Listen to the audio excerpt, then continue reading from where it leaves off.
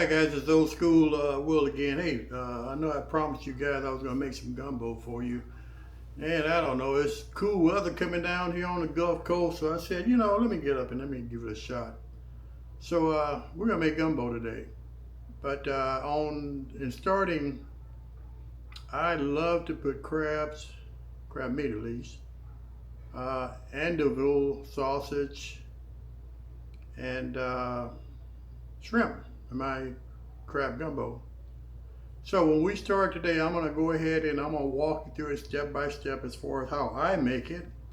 It's really old school Louisiana style. One of my ex-wives was Cajun, and she kind of taught me a few of these things. Can't remember which ex-wife it was, first, second, or third one. Let's see, no, 1, 2, 3. I think it was the second one. But anyhow, she loved gumbo and loved how to taught me how to make it.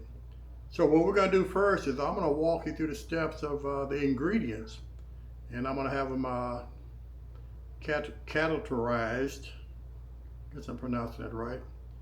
And I'm going to show you how much seasoning we use.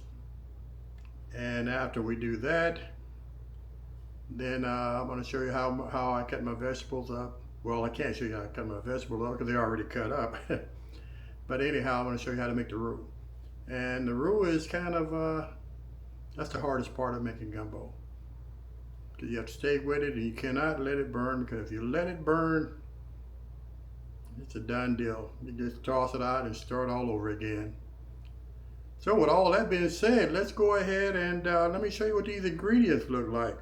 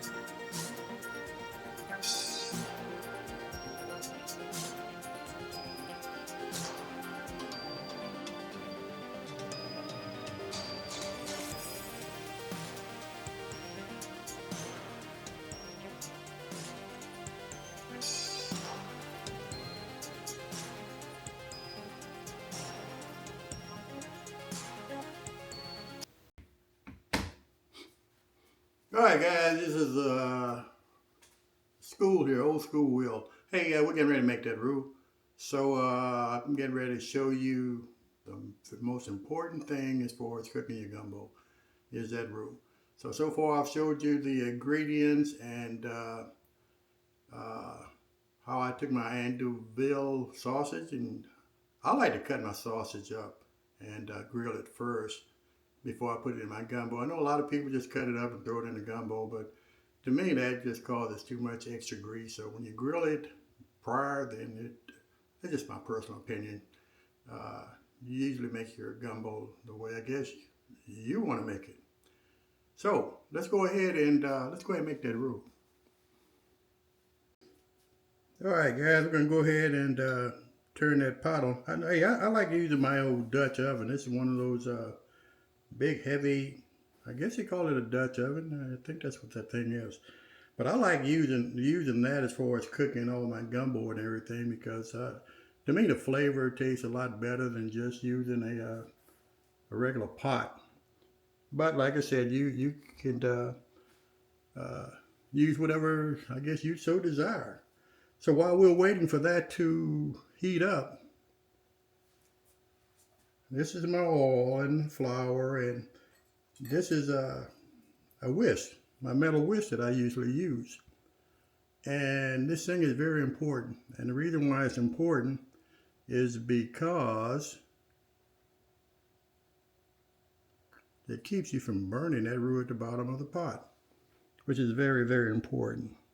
All right, guys, so we're gonna pour that. Hope it don't splatter on me. We're gonna pour that vegetable oil in there to get this roux ready. And as we said, it's gonna be about 3/4 cup of that vegetable oil I'm pouring in there.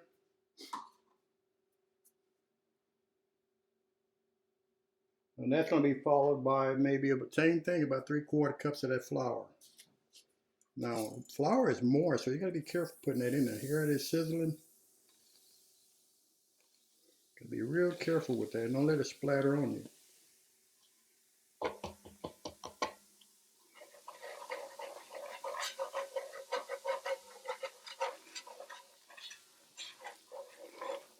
Now, as I said, when you're making that roux, hope you can see the color that it's changing. You want to make sure you get all those lumps out of it.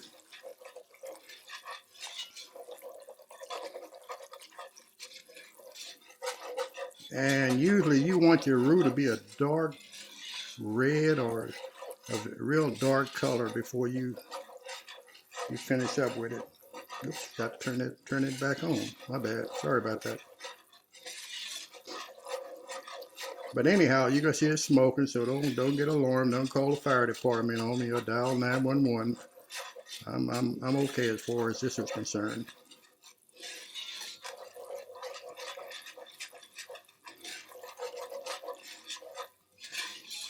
And as you see, I'm stirring this stuff. I'm not going back to I don't know what that is. Let me get that out of there. Yeah, that didn't look good.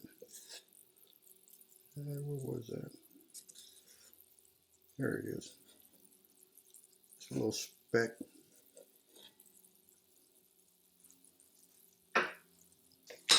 But like I said, we got to keep stirring this because once that roux burns at the bottom, you might as well just toss it out and start all over again. Now I either use my wire spatula or I have a wooden one here I use also. I think I used a wooden one, that way you don't hear all that background noise from that wire wood.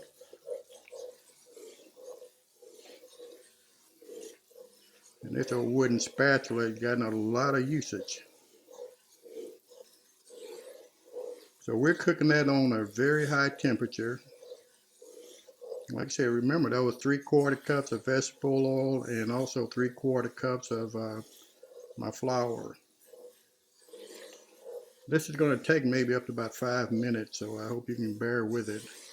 But I really want you to see the changes of the color as we continue to stir this. Right now it's sort of like a tan color, if that comes out pretty good on the camera there. And normally I would turn my vent on to inhale that smoke, but I don't want it to interfere with my camera, at least the background noise of it. And when you stir this, make sure you stir and you get all of it. Don't just do part of it, but get all of it.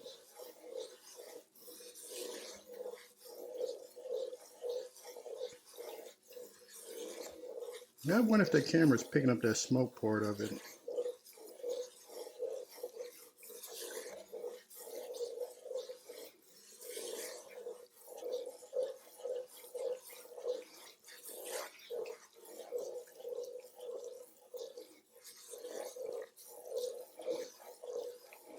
know, folks, I might have to turn this vent on because I don't want my fire detector to go off. So I turn it down low. There we go.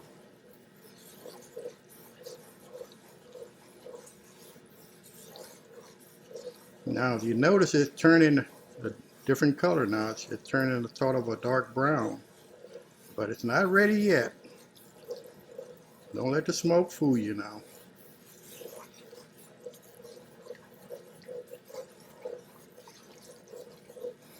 Let me go back to using my whisk here. Nope, too loud.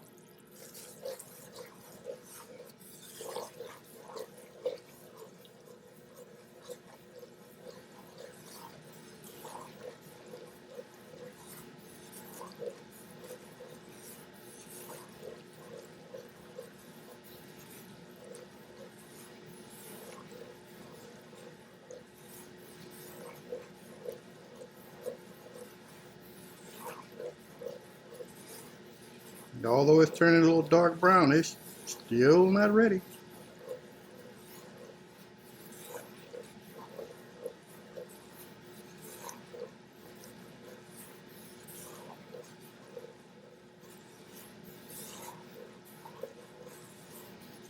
Yeah, we're getting there. But look how it's smoking. I got to turn my vent up a little bit more.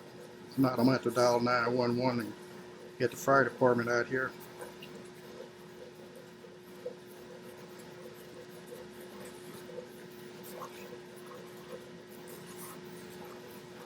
Turn my heat down. Okay, they're almost there. You see what kind of a dark color that is? Because you can see it through the smoke part of it. Let me turn this all the way up. There we go. Okay, that's about it. Now next what we're going to do is we're going to slowly integrate our vegetables into it. I'm putting in the bell peppers now. And most of this is going to just be steamed.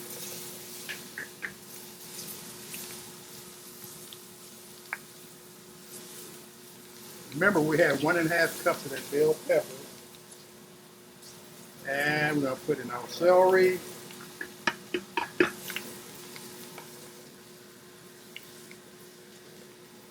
We add about 1 cup of our celery. And last but not least, I'm going to put in onions.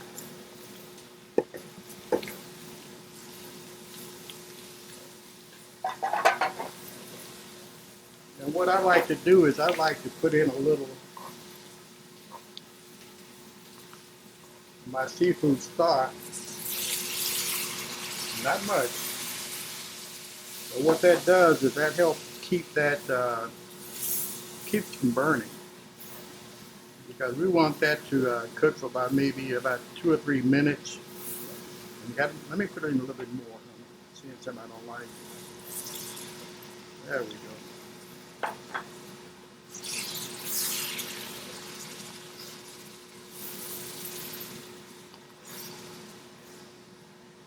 And we're going to also put in our seasoning that I showed you at the beginning.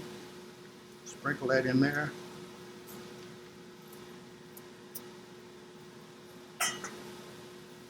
And a little bit more stock. And also I got to put in my garlic. Put that right in the center there.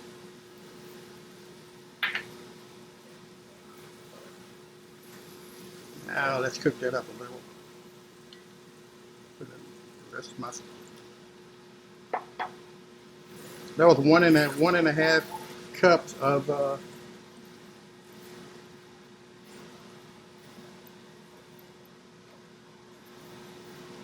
was 1.5 cups of my stock.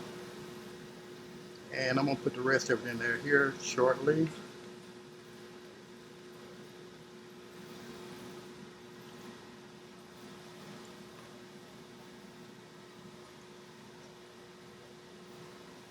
Now it calls for 5.5 cups, so that was 1.5 I put in there. This one container is about 4 cups. So that would be a total of about 5 cups.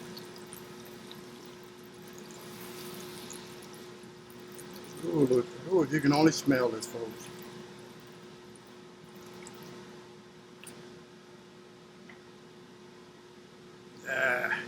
There we go. Looking good. Now that's the color you want it to be.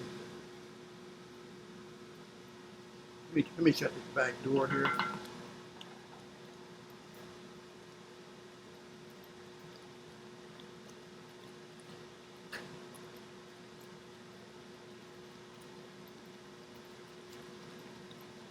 Now we're going to turn our fire down a little. We don't want that to cook too fast. And, ooh, that's will probably be the best one I've made yet. Let's pour in a little bit more of that stock.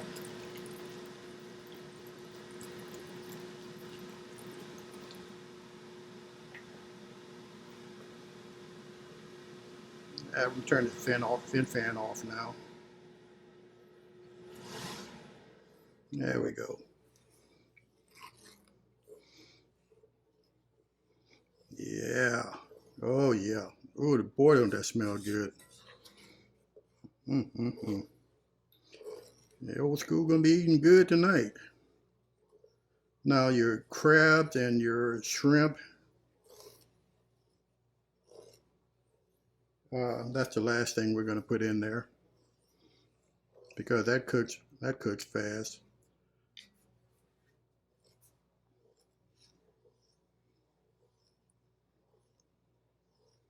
Now usually we're gonna cook this for about 15 minutes. And actually, we really don't need to stir it. We're gonna let it do its thing now. Let's go ahead and pour the rest of our stock in there.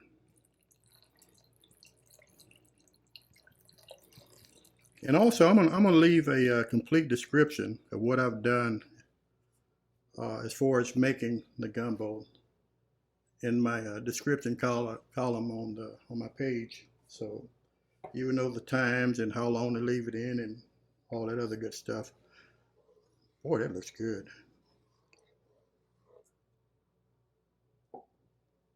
So we're gonna let that cook for about 15 minutes, and I'm not gonna hold you here for a whole 15 minutes now, and then we'll come right back to you. Okay? Okay, guys, we're back. How does that look to you? I forgot one thing that before we went on our 15-minute break, I forgot to put the sausage in there, but I went ahead and put it in there. And now, since we got now that we have everything looking good. How does that look, guys? Look pretty good to you? Okay, cool. Now we're gonna put it on simmer, which I got it on the lowest temperature you can put it on. And we're gonna add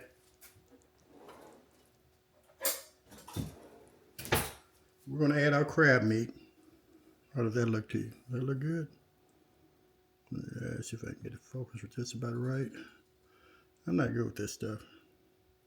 We're gonna add that crab meat. I use a pint of crab meat because, like I said, down here on the Gulf Coast, I catch my own crabs and I get my own crab meat. The meat out of the crabs themselves. So I don't usually use the whole crabs.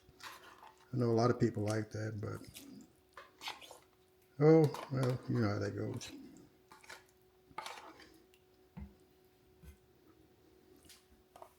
And I love shrimp.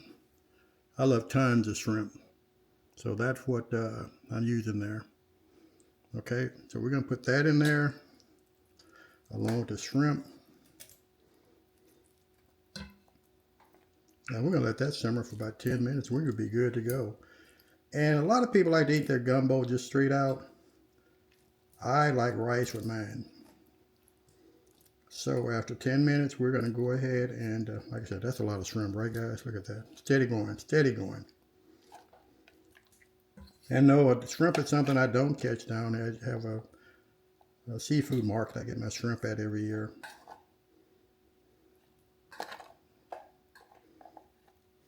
Alrighty. And let's stir that in there a little. Look at that. That don't make your mouth water. I don't know what will. I know my daughter loves it when I make this gumbo, which, by the way, I am doing this video for you guys, but primarily I'm doing it for her also because, you know, a lot of times when we start getting older, we don't leave something behind for our kids. But this I want to leave behind because she's asked me about it so many times. And that's what I'm going to do. That's what I'm doing. But I hope you guys get enjoyment out of it. Like I said, the entire recipe is going to be in my description on my pot. So I'm going to let that simmer for about 10 minutes. Start my timer here. And I like to put my top on that because I want all that to stay in there. And I'll see you guys back in about 10 minutes. Okay, guys, let's see what this gumbo look like. We're gonna let it simmer about 10 minutes. Oh wow, look at that.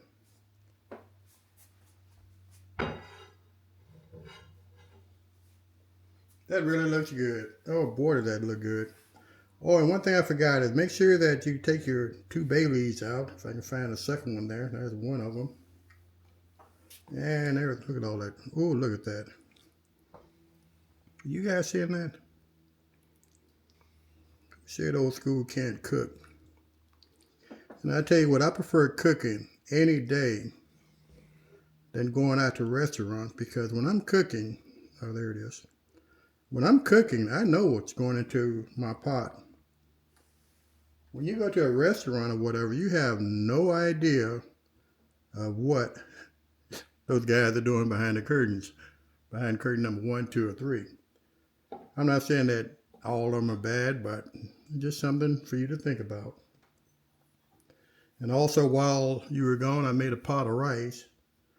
So as you can see, we're going to go ahead and see what that looks like. Well, that's the rice there. And let's see what our gumbo look like. Let me get some of that sausage too. You see that?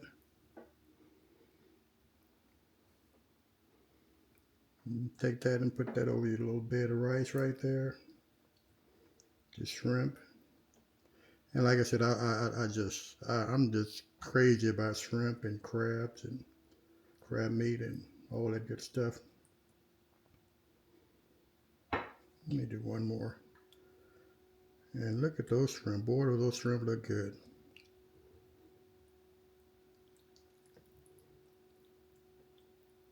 I don't have all the fancy tools that you see a lot of the cooks on TV doing. I'm just old school. And old school, we just use whatever we can find. But this is the finished product, guys. What do y'all think? Think that'll work? And oh yeah, you just can't smell how good that is. That is just awesome. That's awesome.